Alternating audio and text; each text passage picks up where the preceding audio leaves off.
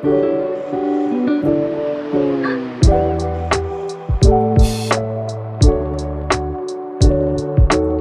magandang araw sa inyong lahat. Bago natin simulan ang aking pananalumpati, ako muna ay malugod na magpapakilala sa inyong lahat.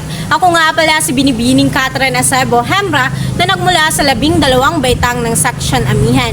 Ang aking talumpati ay nagbibigay kaalaman at nagbibigay impormasyon patungkol sa pamantayan ng kagandahan. Ang kagandahan ay nasa mata ng mga nakakakita o beauty is in the eye of the beholder. Sa panahon ngayon, ang basihan at kahulugan ng kagandahan ay labis na pinag-uusapan at pinagdedebatihan. Ayon sa diksyonaryo, ang kagandahan ay kombinasyon ng iba't ibang katangian tulad ng anyo, sukat at kulay ng mukha ng isang tao o bagay na nakakalugod tingnan. Ngunit sa paanong paraan ba natin masasabi ng isang tao o ang isang bagay ay maganda? Ano nga ba ang totoong basihan ng kagandahan? O ano nga ba ang totoong ibig sabihin ng kasabihang beauty is in the eye of the beholder? Sa ating henerasyon ngayon, ang kagandahan ay naging napakahirap ng tukuyin dahil sa mga salita na aking naririnig sa ating lipunan na hindi naman nakakatulong sa pagpapaunlad ng ating bayan. Ito ay lamang sa mga salita na aking naririnig sa ating kapaligiran. Hala, ang taba mo naman. Hala, ang payat mo naman. Hala, ang itim mo naman.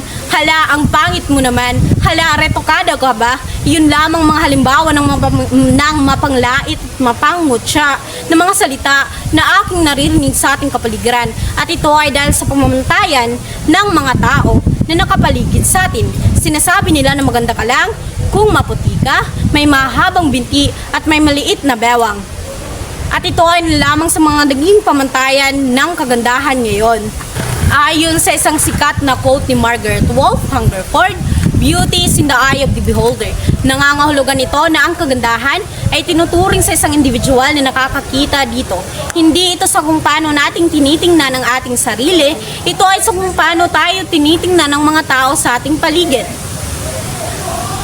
Tulad ng sinasabi ng lahat, ang kagandahan ay nakabase na sa pisikal na anyo ng isang tao o ng isang bagay.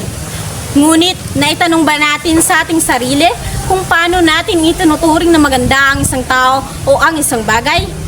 Muli, ang kagandahan ay hindi lamang patungkol sa pagkakaroon ng kaakit-akit na anyo.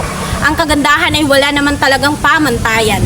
Tayong mga taong nagbibigay ng pamantayan sa salitang kagandahan, maganda tayo sa iba't ibang paraan. Maganda tayo kung sino at saan man tayo nanggaling. Mayroon tayong iba't ibang katangian at kredibilidad na nagsasabi at nagpapatunay na tayo ay maganda. Kaya't maging maganda, maging kumpiyansa at natural na ipakita ito sa mga tumitingin.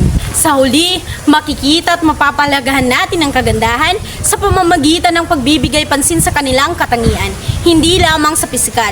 Makikita natin ito sa kanilang kabaitan, pagiging matulungin, pagiging mapagmahal, at higit sa lahat ang pagkakaroon ng talento at kakayahan. Kaya tayo ay may kagandahan, anuman ang ating pinanggalingan, anuman kaiba ang ating kultura, lahi, etnisidad at katuyuan sa lipunan. At dito nagtatapos ang aking pananalumpati. Maraming salamat sa inyong pakikinig.